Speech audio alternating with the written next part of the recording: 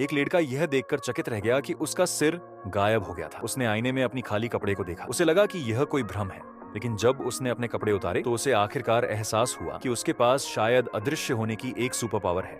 जब उसकी माँ ने उसे उठने के लिए पुकारा तो उन्हें केवल जमीन पर बिखरा हुआ उसका कपड़ा दिखाई दिया। उस समय उनका बेटा उनके सामने खड़ा था। अपनी माँ को डर से बचाने के लिए उसे चुपके से एक नोट छोड़ना पड़ा। फिर वह वेश बदलकर तेजी से स्कूल की ओर भागा। जब उसने देखा कि स्कूल का गुंडा जो अक्सर उसे तंग करता था दरवाजे पर खड़ा है, तो उसके दिमाग में अचानक एक साहसी विचार आया। उसने तेजी से अपने कपड़े उतारे और स्कूल में घुस गया। क्योंकि वह अदृश्य था, इसलिए उसे पकड़े जाने की चिंता नहीं थी। वह चुपके से गुंडे की मेज के सामने गया और उसकी वह खिलौना बंदूक निकाली, जिससे वह गुंडा उसे चोट पहुंचा चुका था। उसने ब्लैक बोर्ड की ओर निशाना साधा और ट्रिगर दबा दिया। फिर उसने तुरंत बंदूक गुंडे के हाथ में फेंक दी। टीचर बहुत गुस्सा हो गया। चाहे गुंडा कितना भी सफाई देता रहा, वह अपने पिता के क्रोध से नहीं बच पाया। फिर वे चुपके से उस प्रतियोगिता स्थल पर पहुंचा जहां दूसरा गुंडा मुकाबला कर रहा था। उसने सफलतापूर्वक उस लड़के को हारने पर मजबूर कर दिया जो असल में जीतने वाला था। उसने लॉन्स में जानबूझकर डरावना माहौल भी बना दिया, जिससे दूसरा गुंडा घबरा गया और भाग निकला। जब दोनों गुंडों को सबक मिल गया तो वो घर लौटने वाला ही था, लेकिन तभी उसने देखा कि लड़कियों की जिम्नास्टिक टीम वार्म अप कर रही थी। तभी उसके मन में अचानक एक बुरा विचार आया।